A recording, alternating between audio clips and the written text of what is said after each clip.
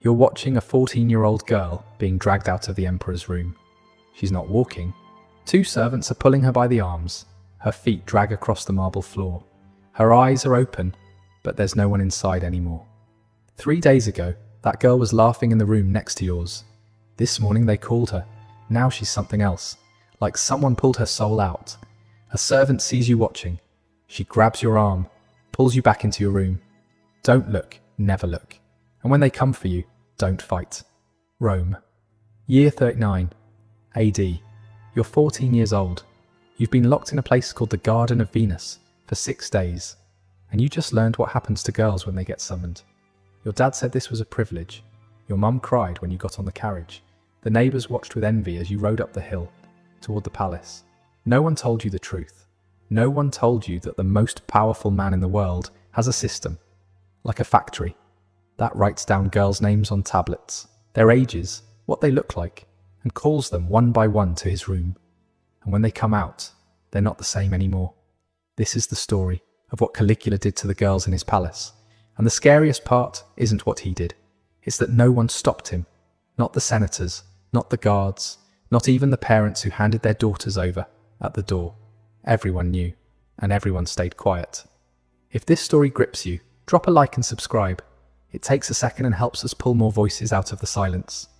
But before you understand what happened in those rooms, you need to understand how a human being becomes capable of this. Because Caligula wasn't born a monster, he was manufactured. The year is 19 AD. A 7-year-old boy runs through a Roman military camp, wearing a miniature soldier's uniform, complete with tiny armour and little red boots. The soldiers adore him. They call him Caligula, Little Boots. He's the son of Germanicus, Rome's greatest general since Julius Caesar. The men believe this child brings them victory. He has no idea what's coming. 1 year later, his father dies. The official story: sudden illness. The whispered story: poison. Ordered by Emperor Tiberius himself.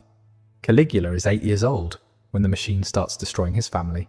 His mother, dragged from their home, accused of treason, starved to death in exile. His oldest brother, arrested, imprisoned, so hungry he tried to eat the stuffing from his mattress. His second brother, exiled to an island where guards tortured him until he smashed his own head against the walls to end it. One by one, erased, and young Caligula watches all of it happen.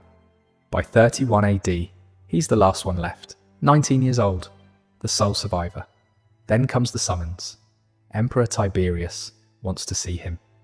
On Capri, the ancient historians, Suetonius, Tacitus, people writing within living memory of these events, describe Capri as a house of horrors. Tiberius had turned the island into his personal fortress, far from Rome, far from anyone who might object to what he did there. Into this environment walks teenage Caligula.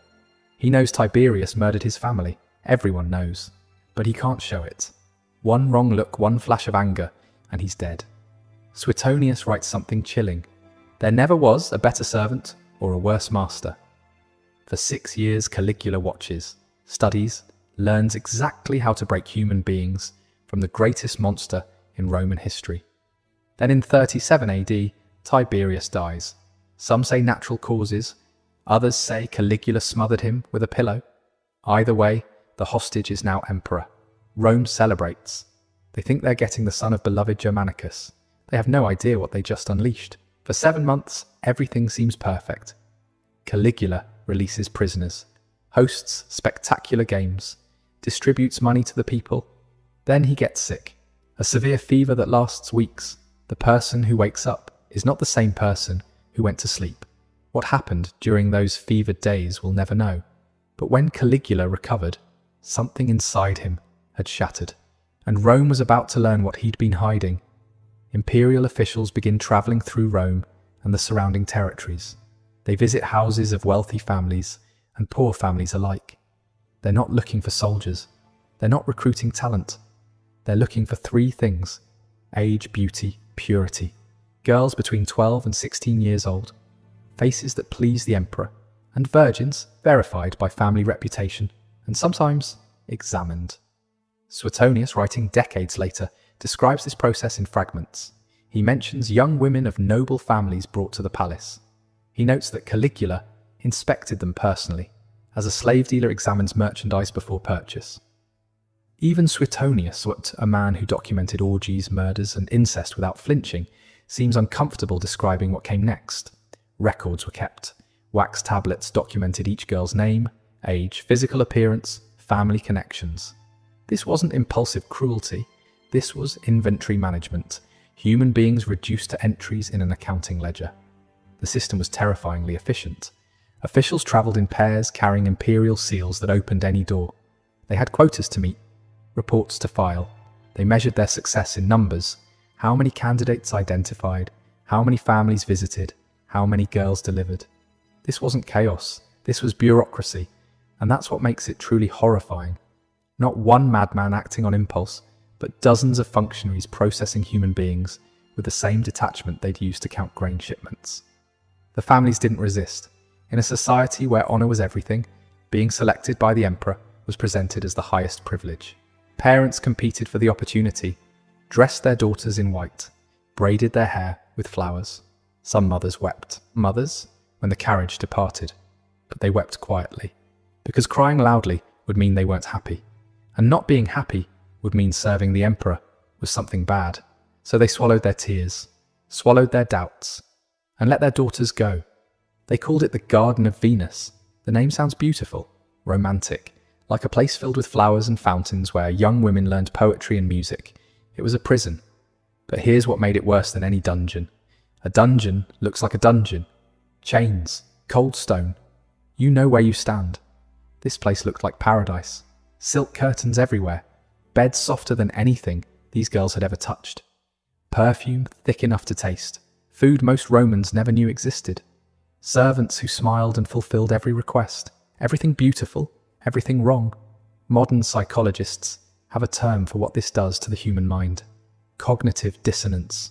When your senses tell you one thing and your instincts tell you another, your brain starts to crack. You can't trust your own perceptions anymore. The girls couldn't leave their rooms without permission, couldn't contact their families, didn't know what day it was, didn't know what they were supposed to do. They just waited, sometimes for days, sometimes for weeks. No one explained anything. No one told them when they'd be called. No one told them what happened when they were. They only heard footsteps at night, passing their doors, stopping at another door, a girl being taken, and the next morning, that girl would be different, quieter, emptier, or she wouldn't come back at all. The servants who brought food watched everything. Every tear got reported. Every whisper between girls got documented. If two girls started forming a friendship, finding comfort in shared suffering, they'd be separated, moved to different wings. Because connection breeds strength, and strength breeds resistance. Isolation was part of the design. The waiting itself was the torture. In the 1960s, psychologist Martin Seligman conducted experiments that revealed something disturbing about the mind. When subjects learned that nothing they did could change their situation, they stopped trying. They gave up, not from weakness, but because their brains were trying to protect them from madness. He called it learned helplessness. First you fight, then you realize fighting doesn't work. Then you stop fighting, then you stop feeling. The girls in the Garden of Venus were being systematically broken, not through violence, not yet, but through luxury that felt wrong, kindness that hid cruelty, and uncertainty that never ended. By the time Caligula called for them, most had already surrendered. That was the point.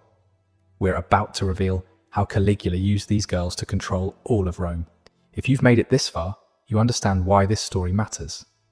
Subscribe, because Crown and Dagger doesn't hide from history's darkest chapters. But Caligula wasn't satisfied with just the girls. He wanted to break everyone. The historian Cassius Dio describes imperial banquets that became theatres of systematic humiliation. Marble halls filled with Rome's most powerful men, senators, generals, governors, eating and drinking and pretending everything was normal. Then Caligula would stand, walk between the tables, examine the wives of his guests, the way he examined the girls in his garden. He would select one, take her hand, lead her away, and her husband would sit there, do nothing, say nothing. What could he do? Object. His children would be dead by morning, his entire family erased from Roman history. So he sat, drank his wine, made small talk with the man beside him, who was pretending not to hear anything. Waited. 20 minutes passed. 30. The conversation around him was forced, brittle. Everyone